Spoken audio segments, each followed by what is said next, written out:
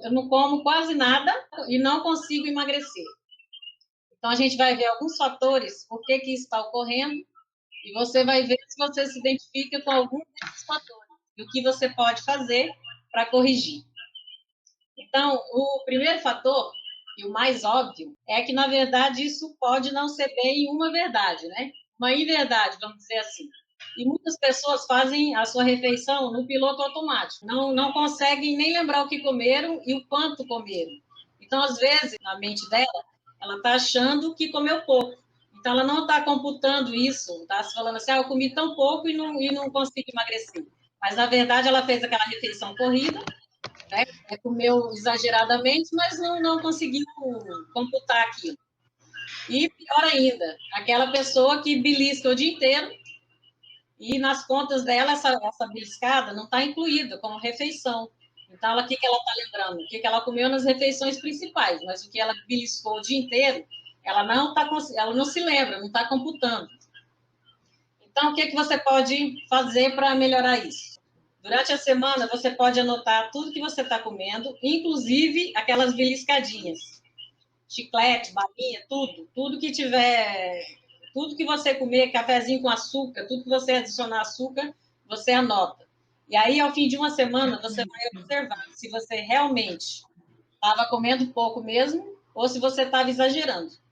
A maioria das pessoas leva um susto quando vê o quanto come e o que comeu, você anota a quantidade também das coisas que a pessoa come. A pessoa até se assusta com a quantidade.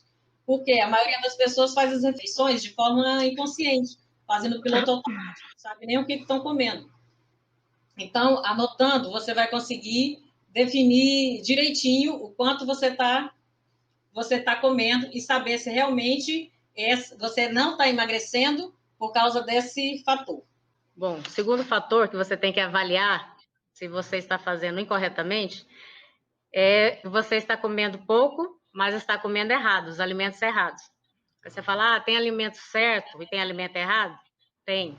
Tem alimentos que potencializam o seu emagrecimento e tem alimentos que bloqueiam o seu emagrecimento. Por exemplo, se você comer no café da manhã 2 torradas e um suco de laranja sem açúcar, você acha que isso é muito ou é pouco? Está comendo pouco ou está comendo muito? Eu acho que ela está comendo pouco, não é?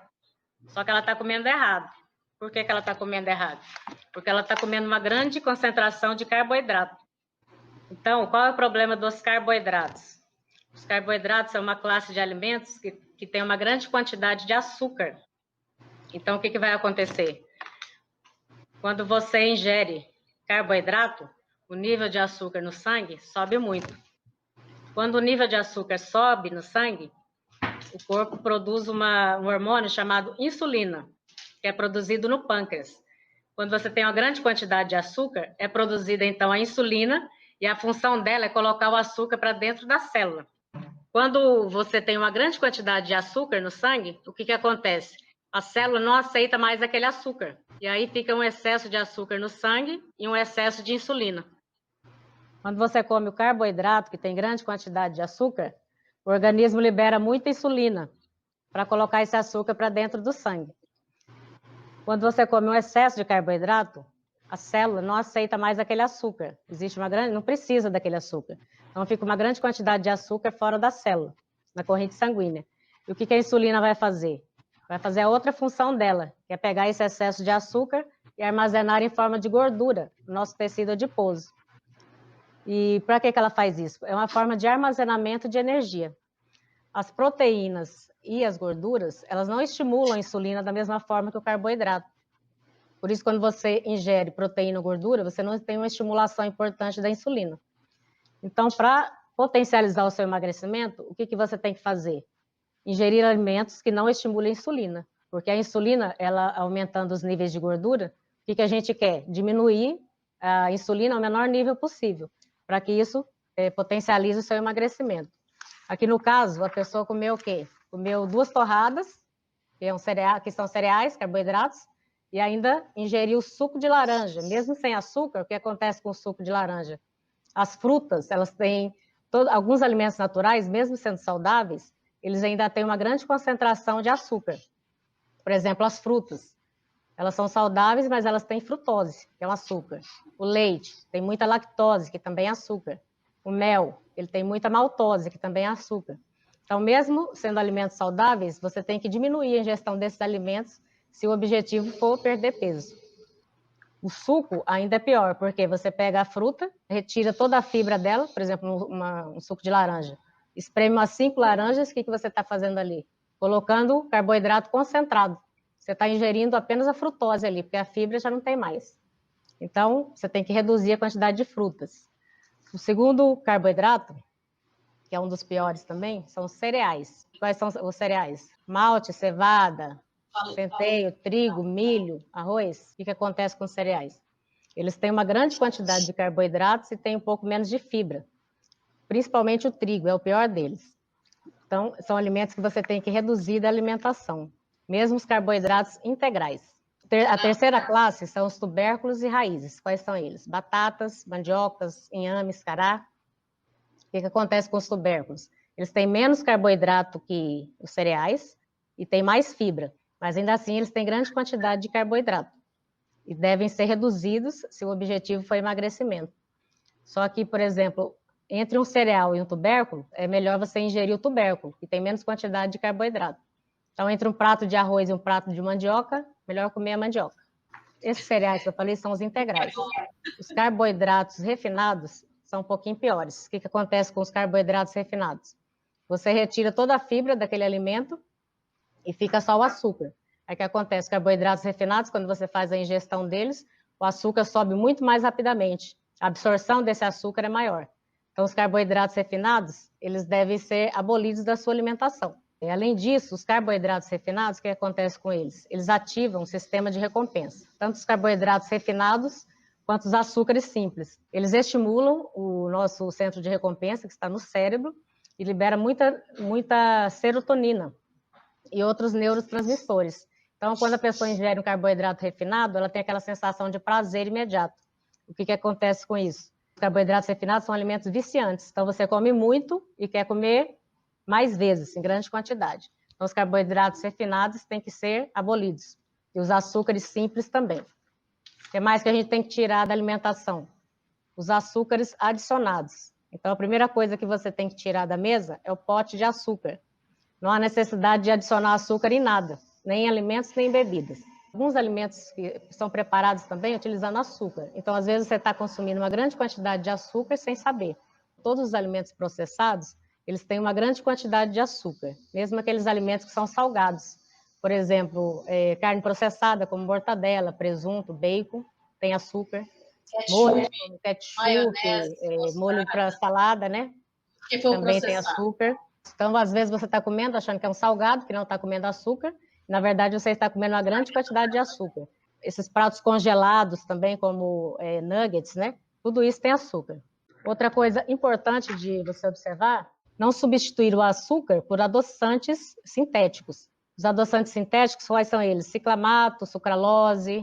O que acontece? Esses adoçantes, eles não têm açúcar, mas eles estimulam a insulina tanto quanto o açúcar, e também provocam obesidade. Então, você deve evitar os adoçantes sintéticos. Se não conseguir tomar sem açúcar, o ideal é que você substitua por adoçantes naturais, como estévia, eritritol e xilitol. E aí podem ser utilizados. Outro fator importante que você tem que observar, que você pode não estar emagrecendo, é se você não está consumindo muita bebida alcoólica. O que acontece com a bebida alcoólica? O álcool por si só já causa ganho de peso. Só que além disso tem outros fatores. Por exemplo, a cervejinha, né? Todo mundo gosta. O que acontece com a cerveja? A cerveja é fermentado de cereal. Então, é fermentado do trigo, cevada, centeio, malte. Então, o que acontece? A cerveja é a pior bebida de todas em termos de emagrecimento. Você está ingerindo muito álcool e está ingerindo também muito cereal. E a cerveja é carboidrato líquido, carboidrato puro, não tem benefício algum. Então, a cerveja é o pior em termos de emagrecimento. Também os destilados. Os destilados são destilados de cana-de-açúcar e outros cereais. Só que o processo de destilação vai gerar menos carboidrato do que o processo de fermentação. Então, o destilado é menos ruim do que a cerveja. Ainda temos os fermentados da uva, que são vinho. O vinho é o menos pior. O vinho tinto, seco, ele pode ser consumido no máximo uma taça por dia, né, para mulheres. Mas também é uma bebida alcoólica. Você saiba que tem álcool, então você pode engordar também. A pessoa está lá final de semana, tá, e vamos dizer, está fazendo aquele controle alimentar, está anotando tudo que está comendo. Só que o que está bebendo, ela não inclui nessa conta, entendeu? Ela só está anotando o que está comendo. Depois que você bebeu, que já alterou a consciência, você não sabe mais nem o que você está comendo, o que você está bebendo, você já passou da conta. Para você, aquilo lá, você já não está mais computando. Então, um dos principais fatores desse que a pessoa não emagrece é o exagero no álcool. Então, se não cortar, pode ter mais dificuldade mesmo de emagrecer. O quarto fator que pode prejudicar seu emagrecimento é um negócio chamado resistência insulínica. O que é a resistência insulínica? É a resistência que a célula pode desenvolver à ação da insulina. Por que ocorre essa resistência à insulina? O que pode desencadear isso? Quando a gente tem uma alimentação muito rica em carboidrato, o que vai acontecer? Estimulação constante da insulina. Esses níveis muito altos de insulina por tempo prolongado faz com que a célula comece a não querer responder mais a esse hormônio. Então, você está comendo muito carboidrato, está cheio de açúcar, sua corrente sanguínea, e a pessoa faz uma resistência à insulina. Por quê? Ela não aceita mais, a célula não aceita mais aquela quantidade de açúcar para dentro, aí ela não quer mais obedecer à ação da insulina. Então, quando você tem a resistência à insulina, o que acontece? O corpo entende que você não está respondendo àquela insulina, aí ele produz mais insulina. Aí você vai ter níveis altos de açúcar no sangue e também vai ter níveis altos de insulina. O que a gente já viu? Que a insulina faz armazenamento de gordura. Além de fazer o armazenamento de gordura, o excesso de insulina faz com que também bloqueie a queima da gordura que já está armazenada. Então, faz com que você ganhe peso, impede que você perca peso, que você queime gordura. Então, esse é um fator importante. Então, a resistência à insulina, o que acontece? A maioria das pessoas não sabe que tem, porque ela não dá sintoma. O único sintoma que ela dá é sobrepeso e obesidade. E a pessoa não entende que tem a resistência à insulina. Então, muitos de nós temos resistência insulínica e nem sabemos. Como é que você sabe se tem resistência à insulina? Você pode fazer uma dosagem de hormônio, né? A dosagem de insulina no sangue. Os níveis normais de insulina no sangue em jejum são próximos a zero. O ideal é que não ultrapasse o de 6 microunidades por ml. Algumas pessoas obesas, elas atingem até 20, 30, às vezes 40 microunidades de insulina. E não sabem que tem. Quando esse problema persiste, o que acontece? Estados de pré-diabetes, que a resistência à insulina já é o pré-diabetes, e também estados de diabetes. Então, é um fator importante que pode atrapalhar o seu emagrecimento. Outra coisa que você tem que avaliar, se você está tomando alguma medicação que possa aumentar o peso. A principal medicação que pode dar excesso de peso são os corticoides. Corticoides, você tomou acima de uma semana, você já começa a observar que você está tendo aumento de peso. Os corticoides são utilizados, né, como anti-inflamatórios em alguns processos autoimunes e em várias doenças. Então, os corticoides são os primeiros, né? Quais são eles? Prednisona, prednisolona, né? Coisas desse tipo. Se você toma corticoide, você pode estar com dificuldade de perder peso por causa disso. Existem vários outros medicamentos, né, que também podem dar sobrepeso. Só que menos que o corticoide. Geralmente, essas medicações, quando você toma em prazo mais prolongado, são eles, né? Os antidepressivos, alguns, como o amitriptilina, que é o triptanol, e também o Remeron, que é a mirtazapina. Alguns medicamentos para diabetes podem aumentar o peso, como a clorpropamida, a napeglidina e a repaglidina, que são o Starlix, Diabinese, né? Esses comprimidos para tratar o diabetes, podem dar aumento de peso. Anticoncepcionais orais, eles aumentam o peso geralmente por retenção hídrica, que pode provocar aumento de peso, são alguns remédios para pressão, principalmente os beta-bloqueadores, entre eles o propranolol, quando é utilizado em tempo prolongado, e também o atenolol. Então, se você estiver tomando algum desses medicamentos e você acha que ele pode estar dificultando o seu emagrecimento, o ideal é que você não pare a medicação, mas fale com o seu médico para ver se tem alguma opção, né, que você possa substituir essa medicação. O sexto fator são os fatores hormonais. Você pode ter alguma alteração hormonal. Algumas pessoas usam até isso como desculpa, né? Falar, eu tenho hipotireoidismo, meu metabolismo é lento, por isso que eu estou engordando. E na maioria das vezes não é. É um fator que contribui para o aumento de peso, né? Mas não é o único fator, não é um fator determinante. Você não vai engordar só se você tiver a tireoide, vamos dizer, lenta, você não vai engordar só por causa disso. Com certeza você está cometendo alguns desses outros erros que a gente já falou aqui também. Então, por que a deficiência da tireoide pode levar ao aumento de peso? A tireoide é das nossas glândulas principais, ela está relacionada com o nosso metabolismo. Os hormônios da tireoide aumentam o nosso metabolismo. Então, se você tem uma deficiência desses hormônios, o que eles vão falar para o nosso organismo? Eles vão falar para o seu organismo ir mais devagar, eles queimar a gordura de uma forma mais lenta, vamos dizer assim. E quem pode ter hipotireoidismo? O hipotireoidismo é muito comum em mulheres, principalmente mulheres que já estão atingindo aquela fase da menopausa, chegando no climatério, ou até antes disso mesmo, depois dos 40 anos, as nossas taxas, nossos níveis de hormônio sofrem um declínio bem acentuado, então já podem apresentar alguma alteração, né, nesse sentido. E depois dos 40, a nossa tireoide já dá uma deficiência grande. E aí, o que acontece? Com essa deficiência da tireoide, às vezes ela não vai ser muito diagnosticada. Por quê? Porque a mulher que está passando por essa fase da menopausa, ela já tem os sintomas parecidos com a deficiência da tireoide. O que é? Cansaço, fadiga, dificuldade para perder peso, queda de cabelo, você tem os movimentos mais lentificados, mais dificuldade de raciocínio. Então, tem uma série de fatores, muitos fatores, porque a tireoide, como é uma das glândulas mestras do nosso organismo, ela está relacionada com todos os nossos órgãos. Então, ela interfere, ela causa sintomas em praticamente todo o nosso organismo. E são sintomas que, às vezes, a gente pode ter dificuldade de perceber, porque a mulher, quando entra na menopausa, ela já é muito sintomática, a maioria, né? Então, assim, às vezes o médico não está atento para aquela situação de ter que investigar o hipotireoidismo, que é extremamente comum naquela mulher que está na menopausa. Eles estão associados. Então, toda mulher que entrou na menopausa ou está na pré-menopausa, que é aquele período, ela não parou de menstruar ainda, mas já está começando a apresentar sintomas, então tem que ser dosado o TSH, que é um marcador, entre outros, né? Mas o TSH é um marcador. E também por que é subdiagnosticada o hipotireoidismo? Porque tem uma divergência no meio médico com relação ao nível que é normal para esse hormônio. Então, a gente tem os valores de referência, um intervalo de referência que é muito grande. Então, quem está naquele limite superior, vamos dizer, da dosagem do hormônio, a tireoide está praticamente parando, mas pela referência laboratorial, você ainda está dentro daquela faixa normal.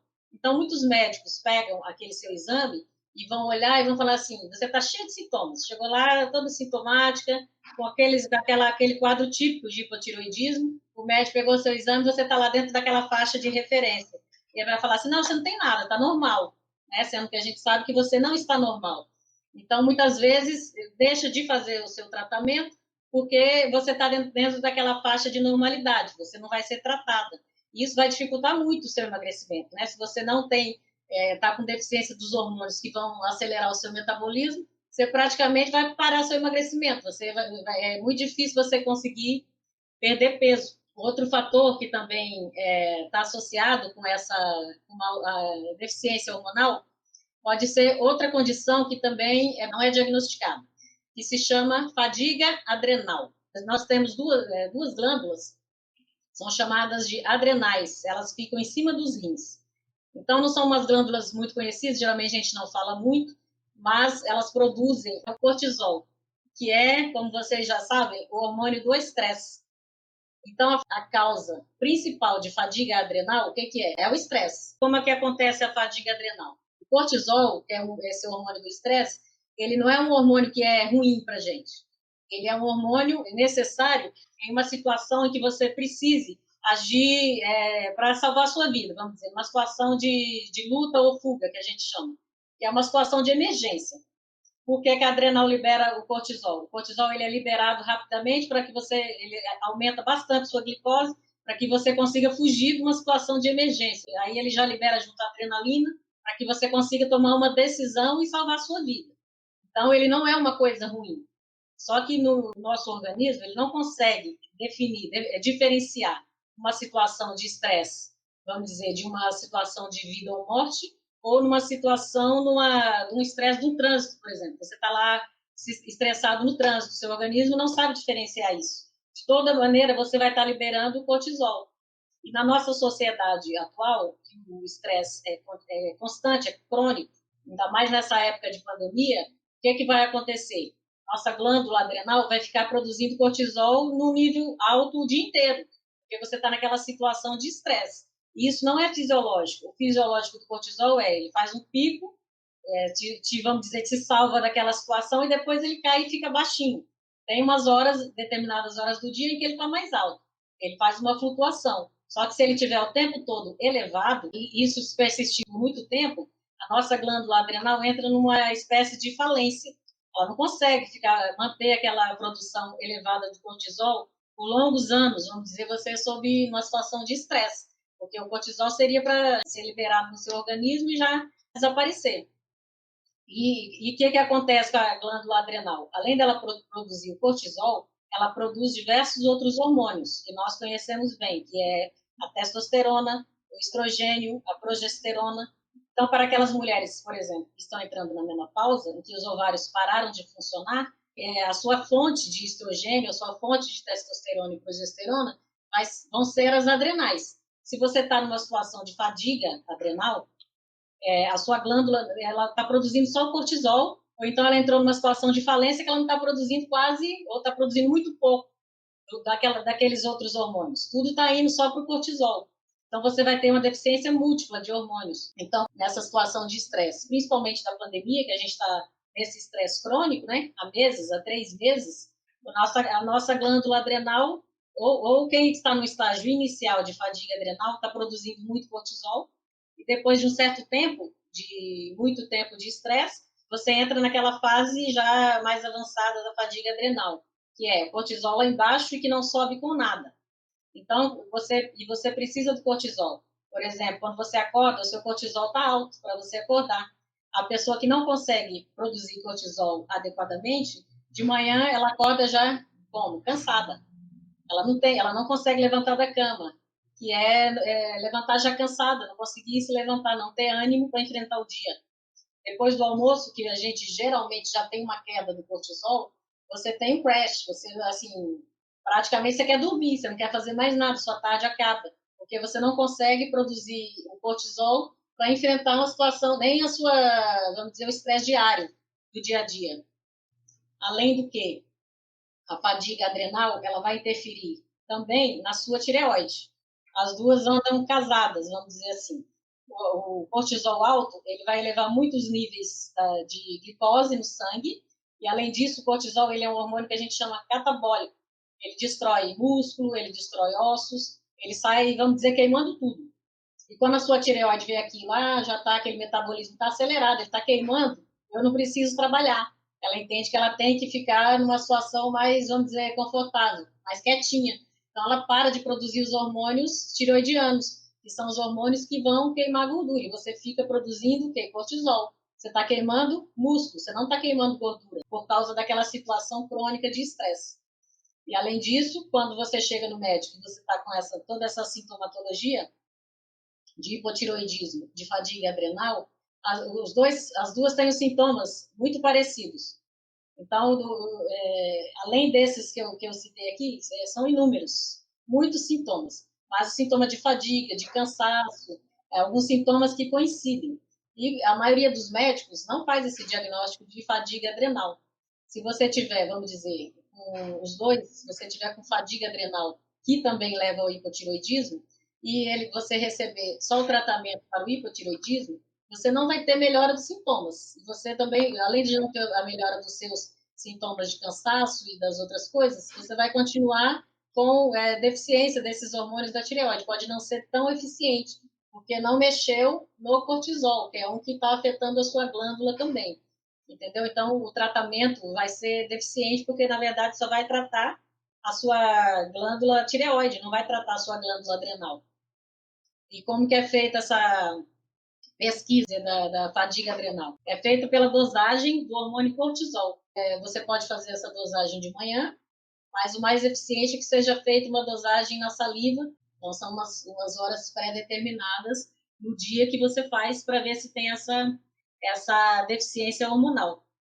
Então, assim, a deficiência hormonal é muito importante no seu emagrecimento. Vai atrapalhar? Vai, só que é associado com outros fatores. A deficiência hormonal sozinha não vai ser responsável por você estar ganhando peso. Provavelmente você está cometendo algum desses outros fatores que a gente citou anteriormente, que está dificultando mais o seu ganho de peso. E fora que a sua alimentação, ela interfere, a gente acha que não, mas o que nós comemos interfere diretamente na nossa produção hormonal.